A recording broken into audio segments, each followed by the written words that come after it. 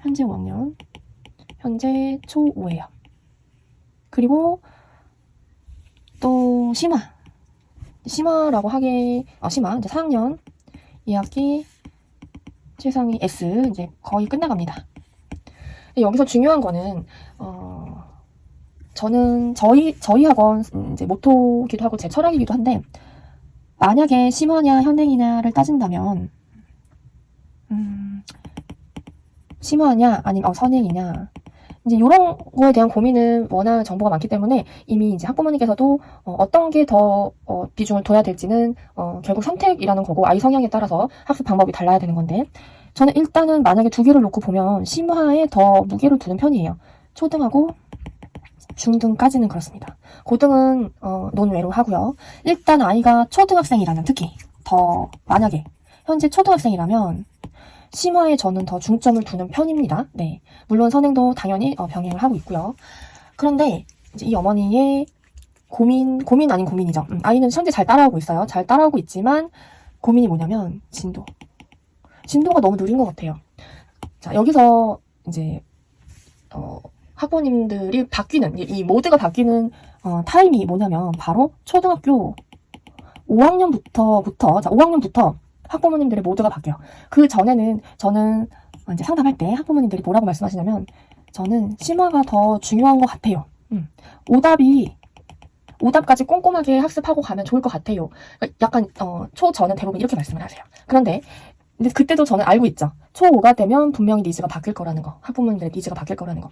자, 심화와 오답을 열심히 잘 챙겨가지고 저는 학습을 하는 편인데, 이러다 보면 대형 판서처럼 진도를 쫙쫙 뺄 수가 없어요. 네, 왜냐면 그 시간에 저는 더 심화에 비중을 두니까요.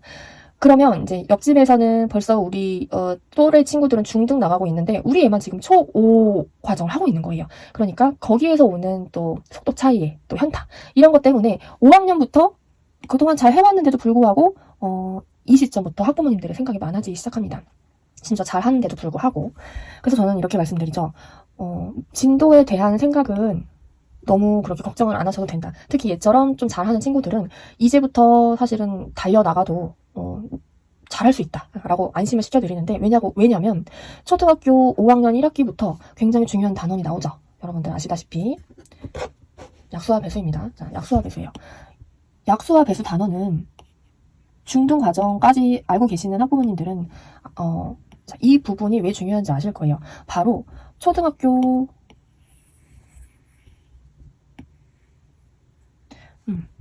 얘가 바로 언제 나오죠? 중학교 1학년 1과정이랑 똑같이 나와요.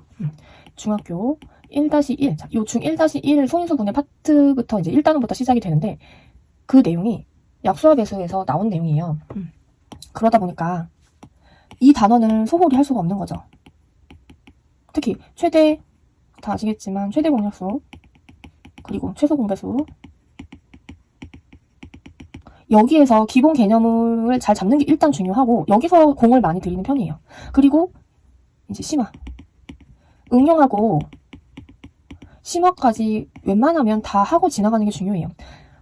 개념만 후루룩, 그 다음에 응용 한두 문제 유형 후루룩 하고 다음 거 지나갈 게 아니라, 중학교 때 어차피 헤매거든요. 여기서 아이들이 이해를 잘 못하고 또 심화까지 안 하고 넘어가면 중학교 1학년 때 또 나가서 그때 하면 되죠. 아니에요. 그때는 만약에 아이가 중학생이라면 그때 심화를 안 하고 올라가게 되면 똑같이 이해를 잘 못해요. 어차피 또 해야 될 거 그때 가서 하면 되죠. 저는 일단 선행부터 달릴래요. 이거는 약간 말이 안 되는 거예요. 이게 개념이 이해가 안 됐는데 1, 2년 뒤에 중등에서 또 나오는데, 이때 기본 개념이 이해가 되면 다행이지만 심화를 이해를 못하면 이때 가서도 이 단원부터 1단원부터 헤맨다는 거죠. 그러면 또 다시 거꾸로 와서 요 단원 연습부터 해야 되는 거예요. 중학교 1학년 친구가. 그래서 현행을 할 때 제대로 하고 넘어가는 게 중요하고, 지금 이 친구는 잘하고 있다라고 보여지는 거예요. 왜냐면 정답률도 거의 한 7, 80% 이상 나오고 있고, 심화의 오답까지 지금 확장 문제로 계속 열심히 공부를 하고 있기 때문에, 이때 다져놓으면 진도는 시간 문제예요. 사실 대수 파트는. 이게 잘 되니까 그 다음 단어는 어떻게 써요? 약분과 통분에서도 심화까지도, 얘도 지금 심화 유형은 사실 어렵거든요. 약분 통분도. 그러니까 개념을 이해했다고 해서 넘어가는 게 아니고 심화까지는 해야 된다는 거예요. 그래서 약분 통분도 중요하죠. 그 다음, 이게 돼야지 분수의 덧셈 뺄셈도 가능한 거예요. 분모가 다른 분수의 덧셈 뺄셈. 지금 요거 요 세 개가 5학년 1학기에서 가장 발목을 잡는 단원인과 동시에 매우 기본적인 대수 파트의 이제 기본적인 도구들인 거예요. 중등 과정의 개념도 약간 녹여져 있는, 그러니까 한마디로 중학교 1학년 1학기 과정이 사실 초등 과정이랑 별 다를 게 없어요. 네. 그래서 여기를 대충 띄면 안 된다는 겁니다. 나선형으로 가는 구조를 잘 이제 이해를 하시고, 이 부분에 심화까지도 천천히 아이가 다 완전 학습을 할 수 있게끔 도와주시고 기다려 주셔야 돼요. 여기를 만약에 비중을 안 두고 그냥 이제 진도를 좀 빨리 나가고 싶어서 뭐 이만큼 정도 하면 됐지, 그 다음 나가자, 이런 식으로 쫙쫙 빼게 되면 대소 파트에 구멍이 반드시 생깁니다. 그래서 이 부분 충분히 학습을 하시고, 이게 다 끝났다고 하더라도 계속 3개월, 6개월 텀 단위로 테스트를 해주셔야 돼요. 왜냐면 또 까먹거든요, 아이들이. 개념을 까먹어요. 그래서 초등 친구들은 이 단원 3개만큼은 반드시 학원을 다니더라도 항상 체크하세요. 이 단원은 그냥 아주 기본 중에 기본이에요. 그래서 심화까지 다 할 수 있는 친구들은 다 하고 넘어가는 게 좋습니다. 그래서 이 친구는 지금 그래서 파워로 이제 개념을 나가고 있다는 거는 어느 정도 이제 머리가 있다는 거거든요. 그래서 5학년 1학기는 사실 거의 다 끝났다고 보시면 돼요. 그런데 어머니께서 그게 이제 너무 느리다고 생각을 하시는 거죠. 그러니까 이게 참 사람 마음이 다 한결같지는 않은 거예요. 심화랑 오답에 이제 중점을 뒀으면 좋겠지만 고학년이 되니까 마음이 바뀐 거죠. 그냥 심화랑 오답보다도 일단 빨리 나가고 싶다. 그렇죠? 그렇게 되다 보면 구멍이 생기고 중학교 때 들어가서 진도는 빨리 나갈 수 있겠지만 막상 테스트 풀려보면 이제 구멍이 뻥뻥 나 있는 거죠. 우리 애는 지금 초등학교 5학년인데 예를 들면 중2 과정을 나가고 있다. 그런데 막상 데리고 와서 테스트 풀려보면 현재 심화 문제도 못 푼다는 거예요. 그게 팩트라는 거죠. 그걸 보셔야 돼요. 진도, 그러니까 어머니들이 항상 진도 나갈 때는 뭐 2-1 어디 하고 있다, 요거에 이제 메모리 되어서, 사고가 메모리 되어서 안심이 되시는 것 같아요. 우리 애 그래도 속도가 이 정도까지 나가고 있다. 하지만 그 이면에는 그 전에 후행에 심화까지 했는가, 그리고 오답까지 했는가, 오답의 확장 문제까지 했는가, 이거 다 챙기면서 선행 가고 있는 건 오케이예요, 저도. 네. 그런데 그냥 무작정 만약에 진도만 빼고 있다면 그거 다시 한번 체크해보세요. 만약에 학원에서 선행만 나가고 있다, 또는 응용까지만 얕게라도 나가고 있다 하면 과정에서 심화, 오답 확장까지 다 서포트를 해주시고 맡기세요. 그런데 만약에 그럴 여력이 안 되면 무작정 심화만 나가고 있다고 해서 그게 능사는 아니라는 거죠. 그래서 5학년 1학기 이렇게까지 좀 쫀쫀하게 학습을 하시고, 그게 잘 됐다 하면은 이 친구는 다 잘 됐어요. 그래서 5학년 2학기 넘어가는 거예요. 네, 5학년 2학기 넘어가면 여기서는 5학년 1학기만큼 그렇게 중요한 파트는 없어요. 그러니까 여기서부터 이제 속도가 확확 나가는 거죠. 만약에 심화까지 잘 하고 있는 친구라면이에요. 네. 이제 수의 범위와 어림하기는 개념은 쉽습니다. 올림, 버림, 이제 이런 것들이 나오죠. 여기서 올림, 버림, 또 반올림, 이런 것들이 나오기 시작하고, 개념은 쉽지만 여기서 이제 응용 문제부터 갑자기 어려워져요. 일상생활 연계 문제들이죠. 어떨 때 올림, 버림, 반올림을 쓰는가, 그죠? 그리고 뭐 예를 들면 최대 뭐 몇 대의 버스가 필요한가, 뭐 케이블카를 타는데 최대 몇 번 왔다 갔다 해야 되는가, 뭐 이런 식의 실생활 연계 문제들이 응용과 심화예요. 자, 이건 사실 이제 문해력과 연관이 되는 것 같아요. 자, 5학년 친구들 문해력 중요하죠. 이게 단기간에 올라올 수 있는 문제는 아니에요. 문해력은 그동안 책을 얼만큼 많이 읽었는가가 중요하고, 사실 타고난 감도 있어야 돼요. 그러니까 문해력, 문제를 읽고 이때서부터 사실 5학년 2과정부터 이해를 못하는 친구들이 또 발생을 해요. 그동안 잘 해왔던 친구들도. 그래서 여기서 사실 이제 응용과 심화가 중요해요. 앞으로는. 개념만 나가기엔 너무 쉬워요. 그렇잖아요. 너무 쉽잖아요. 개념만 나가기에는 학교에서는 개념만 가르치는 편이죠. 사실 요즘에는 수학 익힘책하고 수학 익힘책에서 이제 단원 마무리 정도 수준이 시중 교재 응용의 아주 기본 문제들이거든요. 그것만 풀고 그냥 넘어가는 거예요. 그래서 우리가 사교육을 받는 이유가 뭐예요? 빠른 선행? 이것 때문에 사교육 받으시나요? 아니면 조금 더 완전 학습? 심화? 요것 때문에 받으시나요? 사교육을 왜 받으시는지부터 점검을 해야 돼요. 빠른 선행을 나가고 싶으면 한번 다시 고민해보세요. 네, 그게 과연 맞는 것인가 부터 한번 체크를 해봐야 될 것 같아요. 저는 완전학습 때문에, 이것 때문에 사교육을 더 추가로 받는 거라고 생각을 하거든요. 학교에서 해줄 수 없는 학습의 공백 때문에 특히 심화라든지 아이마다 다른 그 오답 패턴들이 있어요. 뭐 심화 학습은 사실 학교에서 다 봐주기에는 어렵죠. 물리적인 제약이 있잖아요. 심화, 그 다음에 오답, 아이들마다 다른 그 오답 패턴 분석, 그리고 이제 짜잘하게 들어가면은 식수기, 연산 실수, 이런 것들 하나하나 교정하려고 우리가 사교육을 받는 거란 말이죠. 사교육을 왜 받는지 한번 고민해보시면 좋을 것 같아요. 빠른 선행 때문에 사교육을 받는다? 초등인데?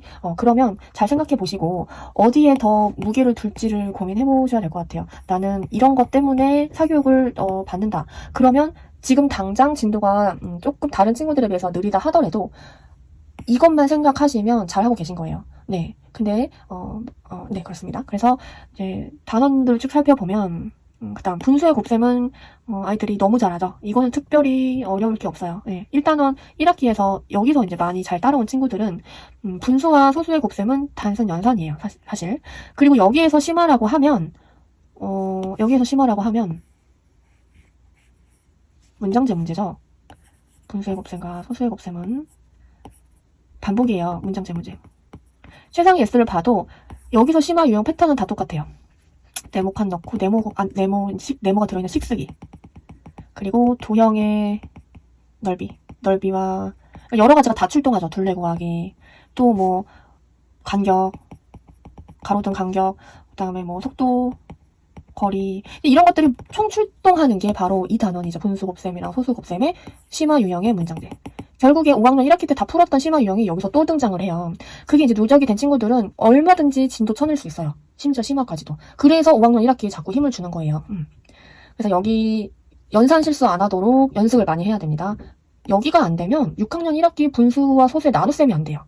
당연한 얘기겠지만. 그래서 여기 너무 쉽다고 아이들 암산 또는 대충 그냥 막 후려 갈기면서 막 그냥 너무 덜렁덜렁 되면서 여기 학습하던데 그러면 절대 안 돼요. 그리고 도형 파트는 다음 시간에 따로 또 얘기를 하도록 하고요. 평균과 가능성, 여기도 개념은 매우 쉽게 설명되어 있습니다. 교과서 보면. 자, 평균과 가능성도 아이들이 개념은 잘해요. 그런데 문제는 개념만 하고 끝날 게 아니잖아요. 저희는 사교육 받는 이유가 뭐라고 했어요? 심화랑 오답, 또 깊이 있는 학습을 하려고 지금 사교육을 받는 거죠. 빠른 진도 하려면 사실 5학년, 그러니까 이 한 학기 과정을 한 달만 해도 다 끝낼 수 있습니다. 과외나 뭐 약간 소규모로 하게 되면 한 달에 다 끝낼 수 있는 과정이에요. 개념만 하면. 근데 우리 그렇게 하려고 사교육 받는 거 아니잖아요. 그쵸? 그래서 평균과 가능성 문제 볼 때 저는 심화 유형 위주로 보거든요. 그러면 여기에서 심화는 진짜 어려워요. 네. 최상위 S만 하더라도, 뒤쪽 가면은 아마 어머니들이 그래서 지금 어떻게 접근을 해야 되지? 라고 약간 물음표 되는 유형의 문제가 대거 등장합니다. 뭐 예를 들면, 이제 홈스쿨링 하시는 어머니들 이미 다 아시겠지만, 뭐, 심사위원 중에 최저 점수하고 최고 점수 이 두 명을 제외를 하고, 그때의 평균이 이거다. 또, 뭐, 이거 제외 안 하고, 그때의 평균은 이거다. 자, 이럴 경우에, 뭐, 최고 점수를 준 심사위원은 몇 점을 줬냐, 뭐, 이런 식의 유형이 막 나오거든요. 그러니까, 이런 것 자체가 사실 문해력이랑 그동안 심화를 얼만큼 했느냐, 누적된 심화 양에 따라서 이 문제를 풀어내느냐, 안 풀어내느냐가 이제 판단이 되고, 그래서 5학년을 기점으로 수포자가 늘어나는 이유도, 그 진도에 대한 그 압박감 때문에 진도만 무작정 나갔다가 결국엔 다 무너지는 거예요. 심화가 안 됐기 때문에. 물론 정말 느리고 좀 힘든 친구들은 심화까지는 아니더라도 응용까지는 저는 끌고 가는 편인데, 심화할 수 있는 능력이 되는 친구들은 진도를 빨리 뺄 게 아니라 그 시간에 심화를 해야 된다는 거예요. 문제 자체가 여기서부터 확 엄청나게 이제 아이들이 느끼기에는 계산도 너무 복잡해지고 문제도 너무 어려워지는 거예요. 5학년 단원부터. 근데 여기다가 심화까지 다 챙기면서 진도까지 6학년 걸로 막 더 빼려고 하니 아이들이 못 버티죠. 그 능력치가 안 되는 친구들은. 그래서 어머니들이 중심을 딱 잡고 우리는 고등 입시를 향해 달려가는 거기 때문에 지금 당장은 옆집 아이와 진도 차이가 많이 날 수 있겠으나 만약에 여기서 5학년 때 쫀쫀한 학습을 한 친구들이라면 그렇게 걱정 안 하셔도 된다. 네. 만약에 근데 진도를 조금 빨리 나가고 싶다. 그러면 선생님과 상담을 해서 조금 더 유동적으로 진도 조정을 할 수는 있겠죠. 그런데 지금까지 뭐 특별한 문제 없이 아이가 잘 따라오고 있다면 선생님의 커리큘럼을 믿고 맡기셔도 될 것 같아요. 이런 식의 학습을 한다면요.